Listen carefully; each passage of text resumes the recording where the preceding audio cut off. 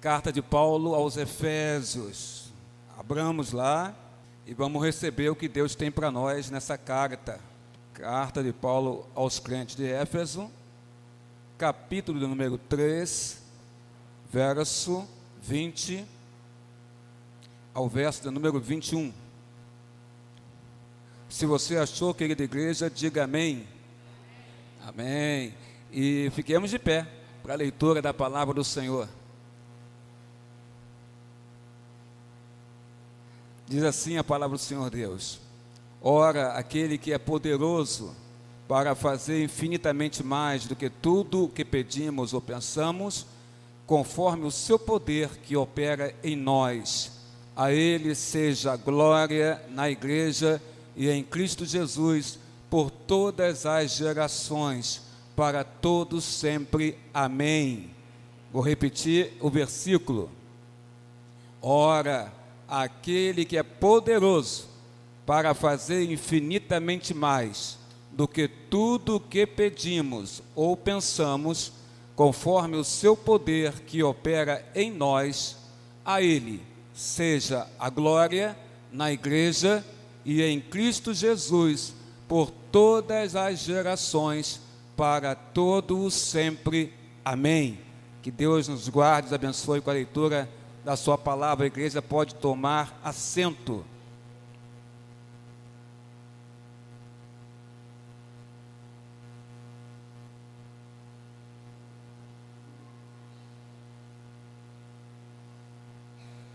Pai querido, Pai amado, Senhor nosso Deus, na tua casa nos encontramos nesta manhã de domingo e rogamos a Ti, em nome de Jesus, que nos guarde, que nos abençoe e que o Senhor nos ilumine com Teu Espírito Santo para entendermos a porção da Tua palavra que neste momento foi lida para a congregação.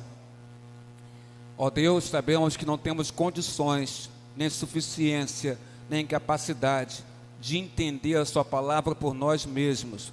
Precisamos da orientação, do esclarecimento, da iluminação do Teu Santo Espírito.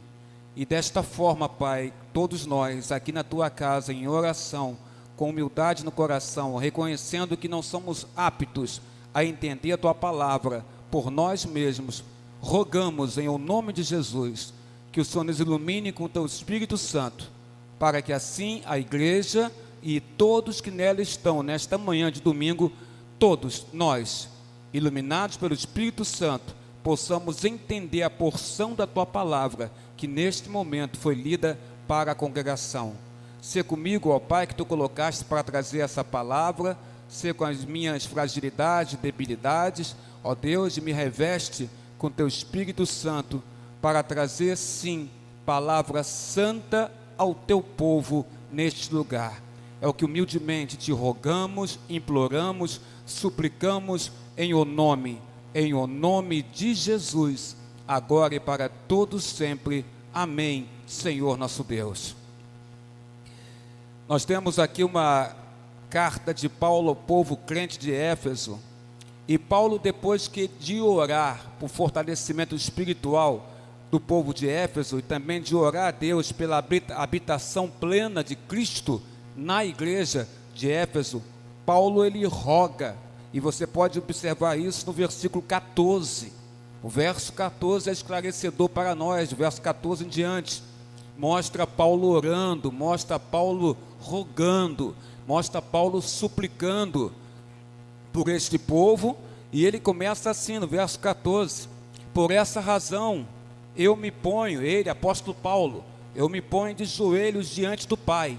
Ele diz que ele se põe de joelhos diante de Deus, e nós sabemos que a posição de joelhos, ela simboliza, ela representa a nossa submissão a Deus.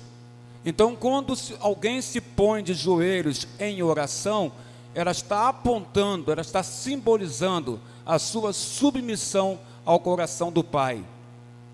Paulo diz, por essa razão, eu me ponho, eu, apóstolo Paulo, de joelhos diante do Pai, de quem toda a família nos céus e na terra recebe um nome. Peço a Deus, diz Paulo, peço a Deus, que segundo a riqueza da sua glória, conceda a vocês, crentes de Éfeso, que vocês sejam fortalecidos com poder, mediante o seu Espírito. Espírito de quem? Espírito de Deus, no íntimo de cada um. Paulo ora a Deus pela habitação, mas habitação total, habitação plena do Espírito Santo no coração do povo daquela igreja. E por essa razão ele fala: eu me ponho de joelhos diante de Deus. Paulo então ora por fortalecimento interior da igreja e pela essa habitação plena do Espírito Santo. No verso 20 e no verso 21, Paulo fala para nós do poder infinito de Deus. Ele mostra um versículo que é maravilhoso aos nossos corações e que mostra esse poder absoluto e infinito de Deus. Quando no versículo 20 ele diz assim: ora, aquele, e esse aquele é Deus, aquele que é poderoso para fazer infinitamente mais do que tudo que pedimos ou pensamos. Paulo então no versículo 20 ele fala de um poder, do poder infinito de Deus.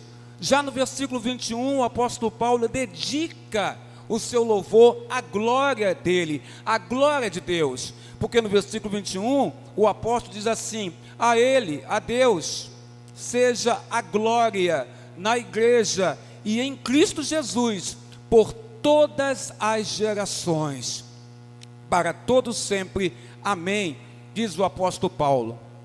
O que nós observamos aqui, queridos irmãos, queremos colocar para vocês nesta manhã de domingo, é a fragilidade do ser humano e a necessidade que nós temos de buscar cada vez mais ao Senhor Deus, e entender que a nossa suficiência vem dele, vem do Senhor Deus, porque não são raras vezes que nós nos sentimos fragilizados, não são raras as vezes que nós nos sentimos incapazes, não sentimos em nós capacidade de lidar com as pressões, de lidar com as tentações, de lidar com as acusações do diabo.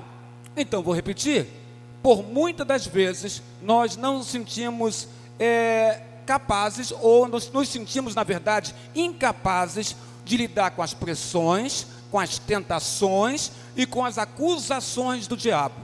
E essa incapacidade gera em nós uma sensação de inferioridade. Você se sente então inferior a tudo e a todas as pessoas.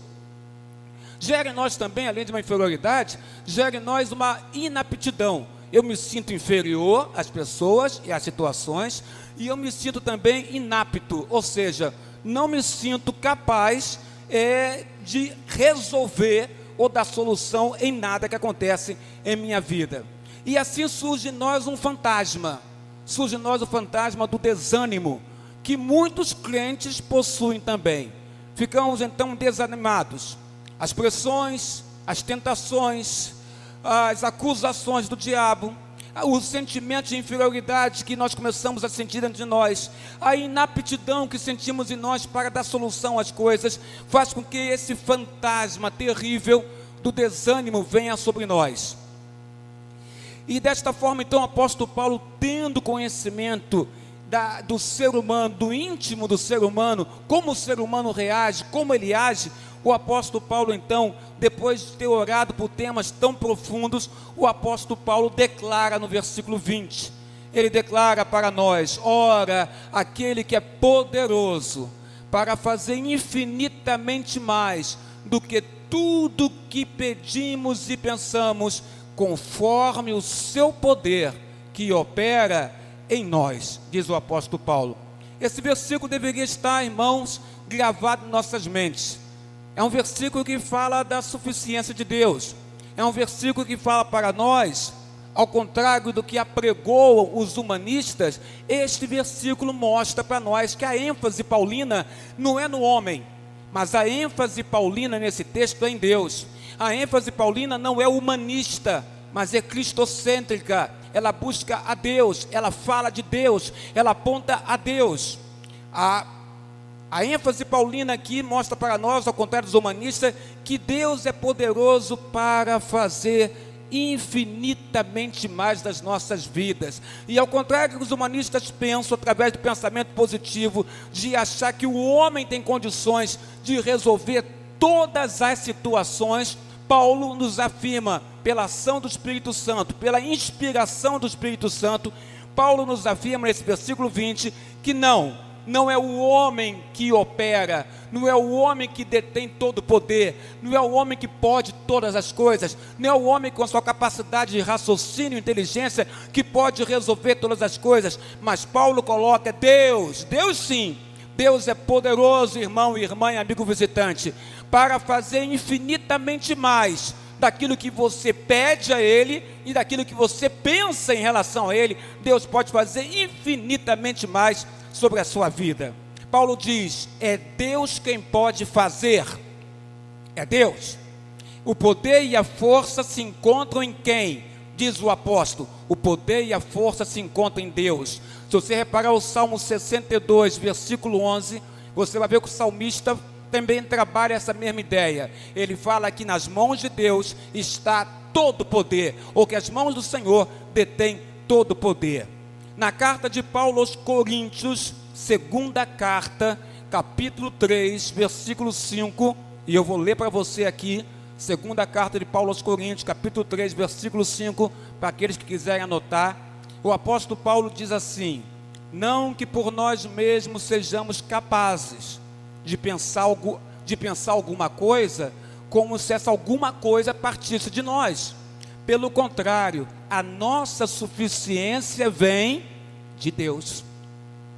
O apóstolo declara claramente, nós não somos capazes de pensar alguma coisa como se ela partisse de nós. Ele está se falando para os crentes da igreja de Corinto, mas ele diz, pelo contrário, crentes de Corinto, a nossa suficiência, ou melhor, a nossa capacidade, a nossa necessidade, ela vem de quem? Ela vem de Deus. Então a capacidade que está na igreja não é da igreja, não é do homem, não é da mulher. A capacidade, a suficiência que está em você, ela é, querido irmão, ela vem de Deus. É Deus que nos fortalece, amigo Edson. É Deus que enche nosso coração de esperança. É Deus que nos faz sair de casa de manhã e seguir para a casa dele. A suficiência não é humana, a suficiência vem de Deus, diz o apóstolo Paulo. E esta seria a distinção, para o José Roberto, que a gente pode encontrar entre os cristãos e os humanistas.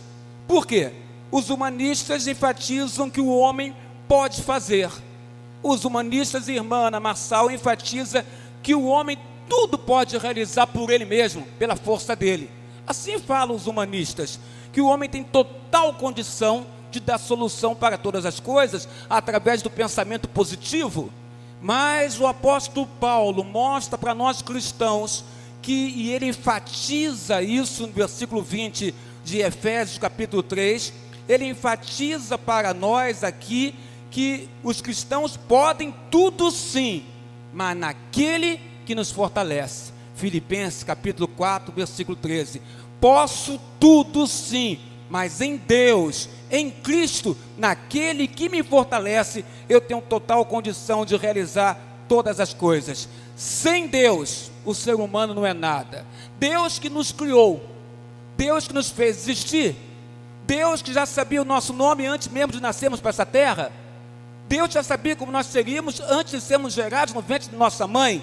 Deus tem total conhecimento sobre as nossas vidas. A suficiência, irmão, vem de Deus. E esse texto ajuda a nós que estamos fracos, que estamos debilitados. Esse texto ajuda você e a mim a nós nos encorajarmos, sentirmos coragem, nos sentimos impulsionados por Deus a termos coragem que vem do próprio Deus para os nossos corações. Porque esse texto, quando diz, ora, aquele que é poderoso para fazer infinitamente mais, o apóstolo Paulo está colocando para nós aqui, que não existe impossibilidades na história do Senhor.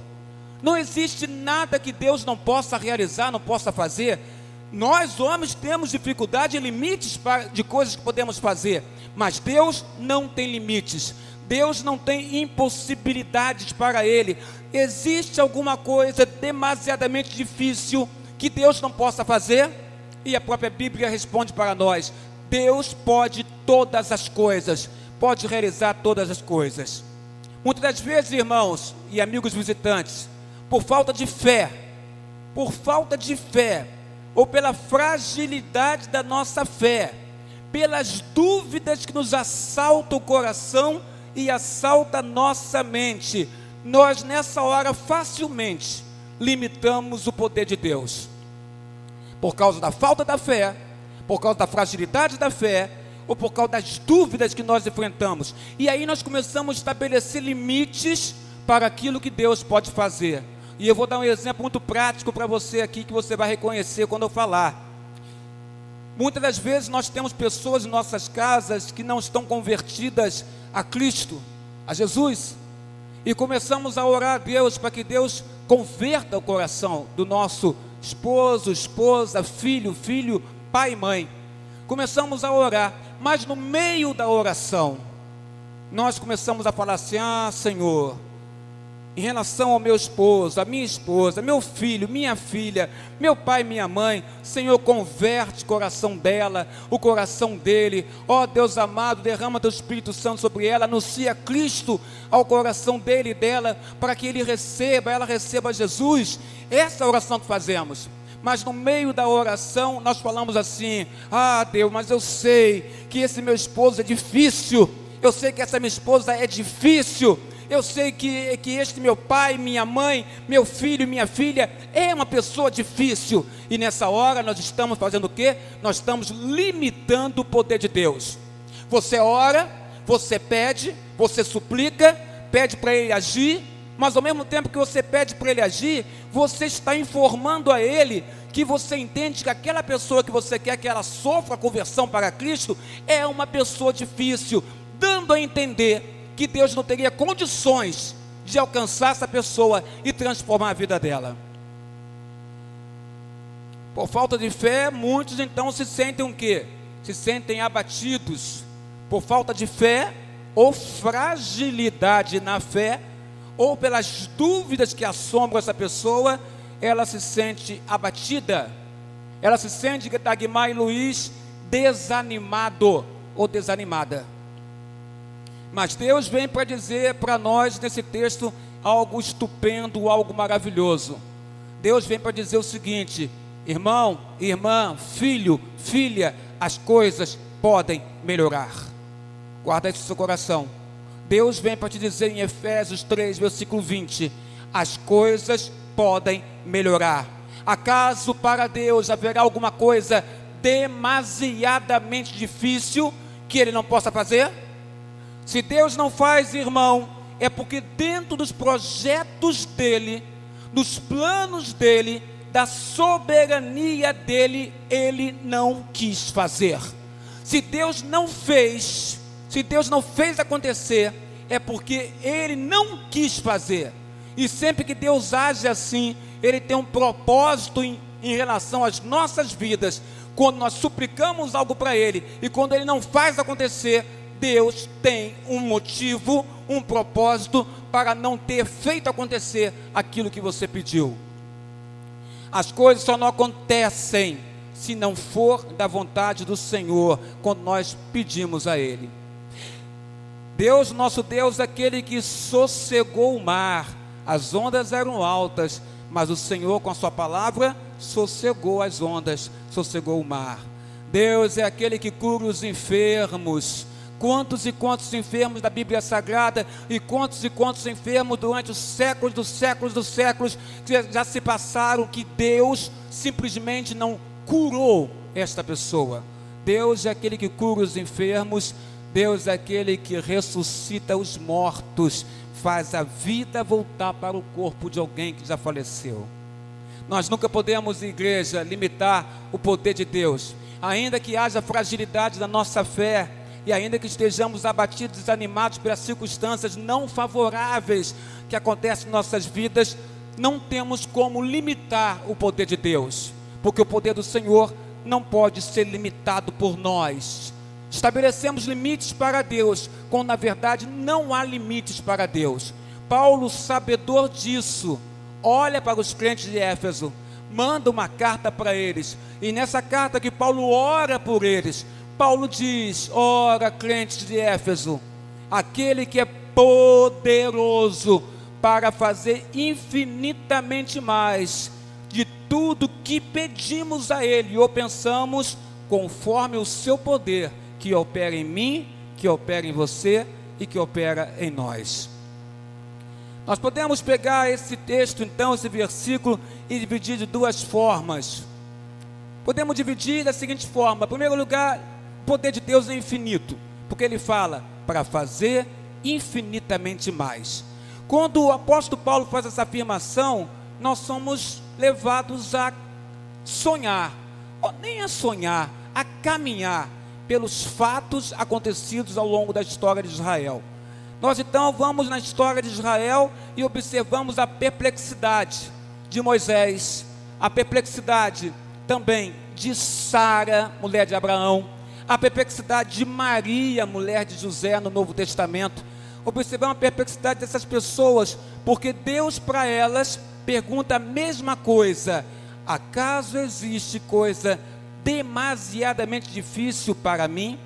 Para Moisés, Deus pergunta a ele diante da promessa. O povo estava no deserto, o povo queria carne para comer, o povo lembrava do que comia lá no Egito, e no deserto não tinha carne para comer. O povo reclama a Moisés, e Moisés então questiona e fala com Deus sobre esse assunto. Deus faz uma promessa para que Moisés revelasse ao povo. Eram 600 mil homens no deserto, e mais mulheres e crianças, e Deus faz uma promessa que iria alimentar o povo no deserto com carne, codornizes, que daria para um mês inteiro. Então calcula aí, irmão, carne para o mês inteiro, para 600 mil homens, fora as mulheres, fora as crianças. Tinha que ser muita carne. E Deus fez essa promessa, e Deus trouxe as cordonizes, trouxe carne que sustentou todo aquele povo. Eles viram e ficaram o primeiro dia e o segundo dia ajuntando as codornizes de tanta carne que Deus mandou para eles. E então o Senhor Deus fala para Moisés: Moisés, acaso minha mão ela é curta ou ela está diminuída, que eu não possa realizar a promessa que eu coloquei aqui para você e para o povo de Israel? Deus alimentou aquele povo. Deus também é o mesmo que momentos antes, quando o povo estava sendo perseguido pelo faraó do Egito, com seus soldados e cavalos, e o mar vermelho está à frente do povo. Deus manda Moisés tocar as águas, e as águas se levantam à esquerda e à direita, e a Bíblia fala que o povo de Israel passa no meio em terra seca. O mar foi para a direita, o mar foi para a esquerda, parede d'água se levantaram e o povo passa em terra seca. Realmente existe alguma coisa demasiadamente difícil que Deus não possa fazer? Existe para Deus alguma impossibilidade, querido irmão?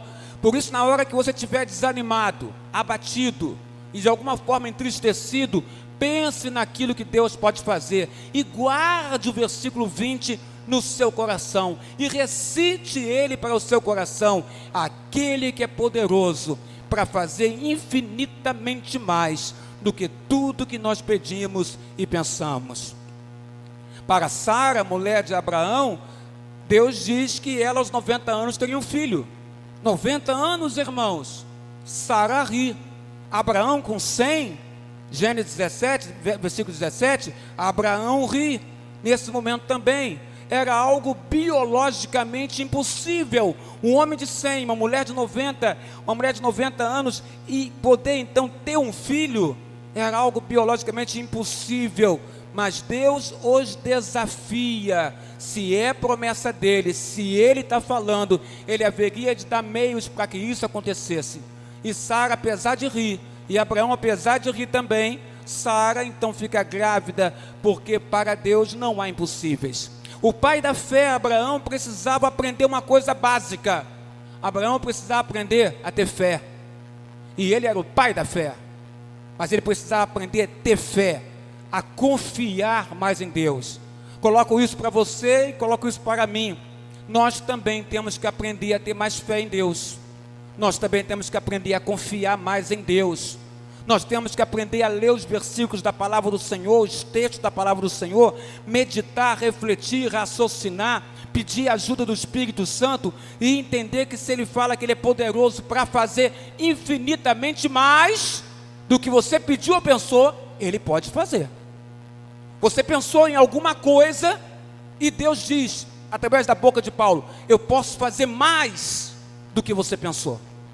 Você pediu uma coisa para Ele, e Ele, através da boca do apóstolo Paulo, nesse versículo 20 ele fala, eu posso fazer mais do que você pediu para mim. Eu posso fazer mais do que você pensou para mim, o Senhor Deus diz.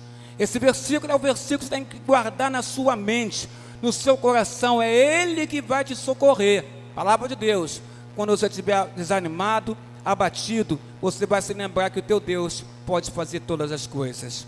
Maria também, Maria, esposa de José, Novo Testamento, mãe de Jesus, quando o anjo afirma que ela ficaria grávida, e ela sabe que ela não tinha tido contato, relação sexual com José, seu esposo e noivo, e então nessa hora a palavra de Deus para Maria é a seguinte, é a promessa, Lucas 1, verso 37, o anjo diz, Maria, para Deus não haverá impossíveis em todas as suas promessas. Se Ele está dizendo que Ele vai gerar em você uma criança, Ele vai gerar. E Deus gerou, pela ação do Espírito Santo, gerou Cristo Jesus no ventre de Maria. Não há impossíveis para Deus, não há. Todas as situações que nós contamos aqui, Maria, Abraão e Sara, Moisés, povo de Israel, são repletas de impossibilidades, coisas que não poderiam acontecer, coisas que não tinham como acontecer, que humanamente falando,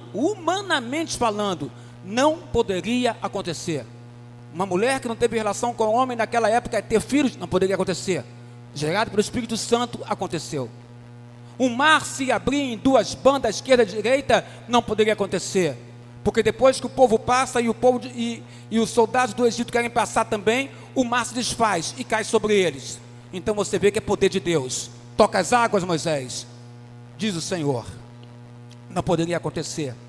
Cordonizes serem levadas para aquele local, um deserto, para que o povo pudesse se alimentar, também não poderia acontecer. Mas Deus fez acontecer. O poder de Deus transcende o que nós pedimos. Por isso Paulo enfatiza, e você deve guardar, Ele é poderoso para fazer infinitamente mais o que eu peço, o que eu estou pedindo, ou o que eu estou pensando. Deus sempre faz mais, Deus vai além do que você pede, Deus vai muito mais além do que você está pedindo, irmão. Deus transcende as nossas necessidades. E aí, seria ótimo se nesse momento você pudesse dizer a sua necessidade para Deus, porque a palavra dele diz que ele transcende as nossas necessidades. Então diga para Deus, qual é a sua necessidade, que você possa falar isso agora, nesse momento de fé em Deus.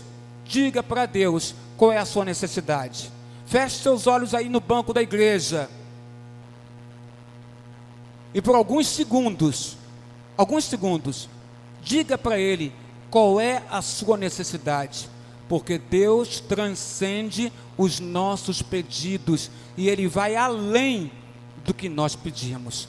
Diga de coração para Deus, aquilo que você necessita, e creia que Ele transcende todos os nossos pedidos.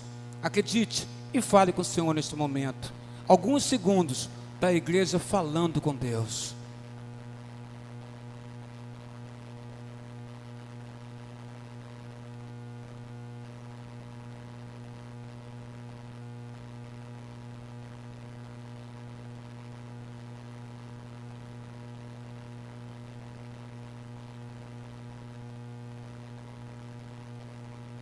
Deus é especialista em surpreender os seus filhos.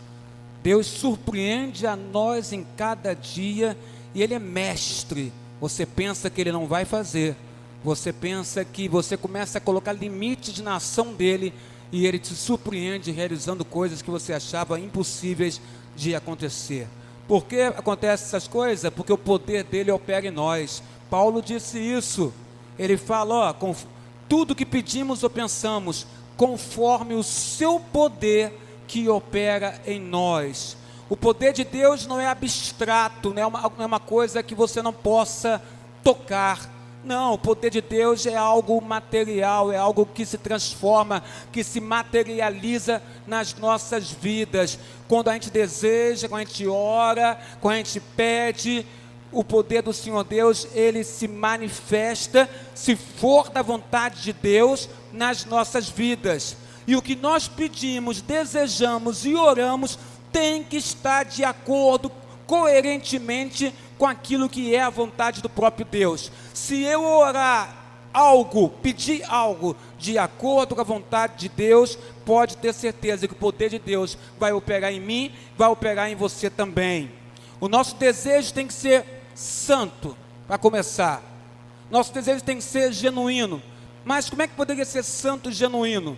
Ora, tudo que nós fizermos tem que ser para a honra e glória do Senhor. Tudo que você pedir, tudo que você imaginar, tudo que você pensar em oração a Deus, tudo que você desejar em relação a Deus, tem que ser de acordo com a honra e glória do nome do Senhor. Nós temos que ter o desejo de glorificar a Deus em tudo que nós pedimos, porque em última instância a Ele seja, igreja, a glória seja ao nome do Senhor. Então tome cuidado, eu e você, quando formos pedir alguma coisa, de verificar se o que eu estou pedindo é para a honra e glória dEle. Porque tem muita coisa que eu posso achar justificável de eu pedir a Deus, de eu orar a Deus, mas na verdade em nenhum momento eu estou pedindo aquilo para que o nome dele seja exaltado. Eu estou pedindo simplesmente para mim, para o meu querer, ou para o meu gosto pessoal, mas não estou pedindo para que o nome dele seja glorificado. O poder dele opera em nós, opera na igreja. Isso é notório. O poder de Deus opera na igreja. O poder de Deus opera em nós, através de nós, e a despeito de nós, o poder de Deus opera na igreja. Por que a despeito de nós? Porque muitas vezes nós não somos realmente, de fato, merecedores de nada Ele fazer por nós. Mas a despeito de nós, das nossas fragilidades e do nosso não merecimento, Deus opera em nós, por nós e através de nós. Para que nossas orações se tornem uma realidade, irmão, devemos ter em mente isso. O que estou pedindo é para o nome dEle ser dada toda a glória e honra, ou é para a honra do meu próprio nome? Deus pode fazer coisas incríveis, Zé Roberto, com vasos frágeis, como eu, como você, como o irmão que está aqui na igreja. Deus pode fazer coisas incríveis conosco, coisas maravilhosas, mas o nome dele tem que ser glorificado. O nome dele tem que ser glorificado naquilo que é feito. Deus pega pessoas como você, como eu, que somos vasos bem fragilizados, e Deus age através das nossas vidas, e nós ficamos estupefatos, admirados, como é que Deus usa pessoas como nós, que somos tão fracos, tão fragilizados, não merecedores de nada, e mesmo assim o Senhor Deus te usa, irmão, me usa, em favor de uma pessoa, ou em favor de muitas pessoas. O poder vem de Deus, e nós somos o que de Deus? Instrumentos do Senhor. Deus faz coisas incríveis com nós? Faz, porque tudo depende da vontade dEle. O apóstolo Paulo, no versículo 21, nos dá esse motivo para a nossa gratidão e louvor a Deus. No verso 21 de Efésios 3, ele diz, olha, a Ele, seja, o que, igreja? Seja a glória, a Ele, não é a Carlos Alberto, não é a Evair, não é a Zé Roberto, mas a Ele seja a glória. Acredito que a igreja do Senhor tem horas em que ela perde esse foco, e ela deseja a glória que pertence ao Deus dela, e não a ela. Ele nos usa, mas a glória é para Ele. A igreja de Cristo foi vocacionada para louvar a Deus. Louvar a Deus. Por isso que Paulo escreve: a Ele seja a glória na igreja e em Cristo Jesus. Observou que está escrito? A Ele seja a glória. Aonde? Na igreja. E em quem? Em Cristo Jesus. A honra tem que ser dada a Ele seja a glória. Na igreja, a glória tem que ser dada a Jesus, a Deus. Tudo que nós fizermos aqui, dentro do culto, fora do culto, dentro de uma sala pequena de escola bíblica dominical, onde é estudada uma lição que por vezes parece ser difícil, e que por vezes uma série de irmãos ou irmãs tem inúmeras opiniões sobre aquele assunto, nós temos que reparar, professores de escola dominical, que a honra tem que ser dada a Ele, a Deus. E se naquela discussão a honra não está sendo dada a Deus, mas ao homem, tem algo errado nessa discussão. Paulo diz: a Ele seja a glória na igreja e em Cristo Jesus. O povo de Deus foi formado para o louvor a Deus. 1 Pedro 2, verso 9, vou ler para você. Vós sois raça eleita, sacerdócio, igreja real, nação, povo de propriedade, a fim de proclamardes as virtudes daquele que vos chamou das trevas para a sua maravilhosa luz. Reparou numa coisa? A fim de significa o objetivo. Qual é o objetivo que nós somos nação santa, que nós somos sacerdócio real, raça eleita, povo de propriedade exclusiva de Deus? Qual é o objetivo? Ele fala: a fim de proclamar as virtudes de Deus, daquele que te chamou das trevas, da escuridão, e te lançou na maravilhosa luz, que é dele, porque Deus é luz, Jesus é luz sobre as nossas vidas. Então aqui está sendo dito para nós, Pedro diz, qual é o nosso objetivo, irmãos? O nosso objetivo como igreja é louvar a Deus. Então ele fala: a fim de proclamar, a fim de louvar, a fim de enfatizar, a fim de falar dele, por ele, e dizer que tudo foi feito através dele, por ele, para Cristo Jesus. Essa é a mensagem da igreja. Em tudo que nós fizermos e falarmos, nós temos que atentar se nós estamos glorificando ele, o nome do Senhor, porque Paulo é enfático. Igreja de Éfeso, a ele seja a glória. Como é que é, Paulo? Estou te dizendo, igreja de Éfeso, a ele seja a glória. Aonde, Paulo? Em vocês são igreja, então a ele seja a glória. Mas como é que é isso? Como é que a gente vai dar glória a Deus? Ele fala: em Cristo Jesus, a igreja dá glória a Deus. Observe a expressão afim, irmãos, porque Deus faz um povo para louvar a Ele. E esse louvor é interessante, que é um louvor que não pode morrer com você. O louvor a Deus não morre com nós. O louvor a Deus prossegue, porque ele fala aqui no versículo 21, por todas as gerações, para todos sempre. Paulo diz que esse louvor que é dado a ele, Deus, através de Jesus, na igreja, é eterno. E ele fala, por todas as gerações, que isso quer dizer, que não morre na minha geração, mas prossegue nas gerações que vão vir depois de mim. E se vai prosseguir nas gerações que vêm depois de mim, eu estou envolvido nisso, porque eu tenho que ensinar as gerações que vêm depois de mim, para que elas, olhando para mim e vendo que eu glorifico o nome dele, essas gerações que vêm depois de mim, possam fazer as mesmas coisas. Por isso, você que é pai, você que é mãe, observe a grande responsabilidade que você tem junto aos seus filhos. A Bíblia coloca, é por todas as gerações. E quem é que vai ensinar a geração seguinte? A geração anterior. Quem é a geração anterior? Olha, irmão e irmã, você está colocado aqui, você é a geração anterior. Então você tem que ensinar a geração que vem depois de você a fazer o quê? A glorificar a Deus. e a entender que tudo que fazemos sempre é para a honra e glória do nome do nosso Senhor. O povo de Deus precisa comunicar o seu louvor aos seus filhos e filho dos seus filhos, como afirma o Salmo 78 da Bíblia Sagrada. O louvor é um projeto de Deus para toda a eternidade. Por isso Paulo fala, o louvor a Deus é para todos sempre. Amém. Assim seja, diz o apóstolo Paulo, o louvor é para todas as gerações e para todos sempre. Deus será sempre glorificado. Por toda a eternidade, Deus será glorificado. Por toda a eternidade, nós estaremos glorificando ao Senhor. Apocalipse mostra isso.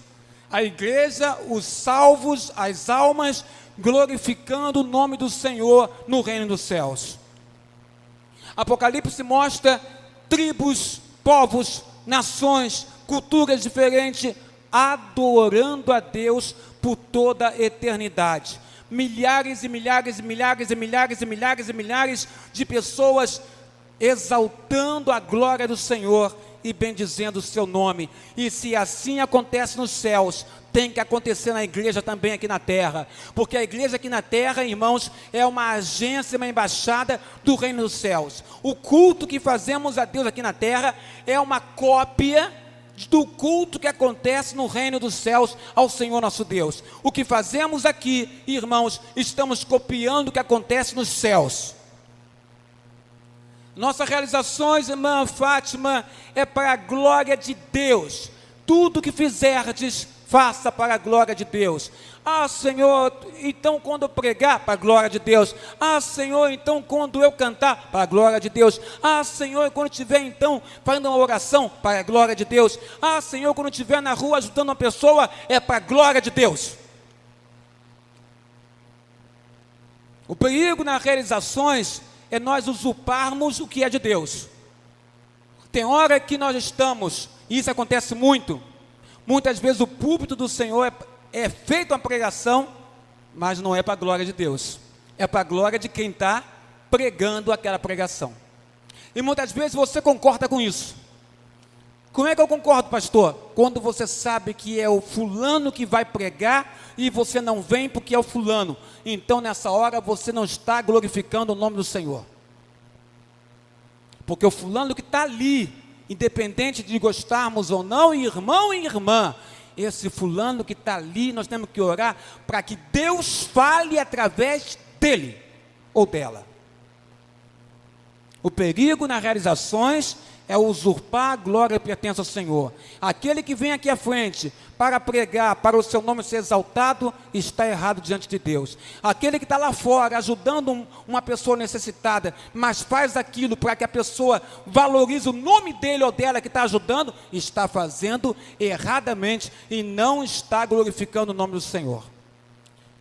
O N. Cordeiro nos conta uma história bem interessante. O N. Cordeiro e a sua igreja alugaram um terreno ao ar livre. E pensaram assim, vamos fazer um evento para a igreja aqui. Vamos gastar um dinheiro, vamos investir aqui, vamos alugar este terrenão e vamos fazer um evento maravilhoso aqui nesse lugar, da nossa igreja. E eles pensaram, só não pode chover, porque se chover vai atrapalhar esse evento. Então eles começaram a orar para que aquele terreno alugado, onde teria um evento da igreja, não chovesse. Mas naquele dia, Edson, começou a chover. E então choveu, aí o N. Cordeiro chamou a igreja, começaram a clamar, Deus tira essa chuva, Deus não permita essa chuva, Deus faça com que a chuva passe logo, rapidamente, para que possamos fazer o evento da igreja. E começaram a clamar, e a chuva continuou caindo,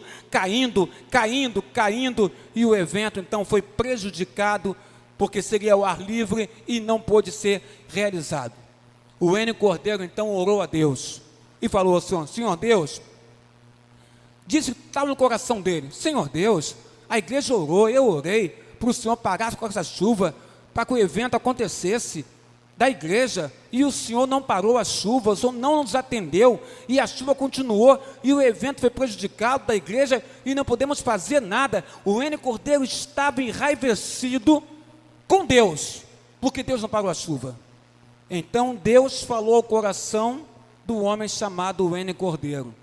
E Deus disse, e a resposta de Deus, que eu e você possamos refletir agora aqui.